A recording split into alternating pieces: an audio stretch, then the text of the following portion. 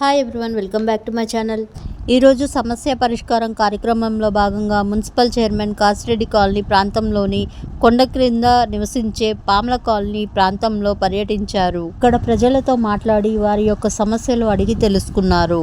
ఇక్కడ నివసించే పాముల కులంకు చెందిన సుమారు 30 కుటుంబాలు దాదాపు 10 సంవత్సరాల నుండి ఆ ప్రాంతంలో నివసిస్తున్నప్పటికీ వారికి ఇంతవరకు నీటి వసతి కానీ విద్యుత్ వసతి కానీ లేక చాలా ఇబ్బందులు పడుతున్నారని, అలాగే వారు గుడిసెలు వేసుకొని నివసించే ప్రాంతంలోనే వారికి రెవెన్యూ అధికారులు పట్టా మంజూరు చేయాలి అనే ఉద్దేశంతో వారు లిఖితపూర్వకంగా సమస్యలను చైర్మన్ దృష్టికి తీసుకురావడం జరిగింది. ఈ సందర్భంగా చైర్మన్ మాట్లాడుతూ 30 కుటుంబాల పాముల కులస్తులు ఇక్కడ నివసించే విషయం నిజమని, వారు తన ముందు ఉంచిన సమస్యలన్నీ యథార్థమని, వాటిని పరిష్కరించే బాధ్యత తప్పక తీసుకొని అధికారులతో చర్చించి వెనువెంటనే దశల వారీగా వారి యొక్క సమస్యలు తీర్చేందుకు తన వంతు కృషి చేస్తానని చైర్మన్ వారితో చెప్పినారు.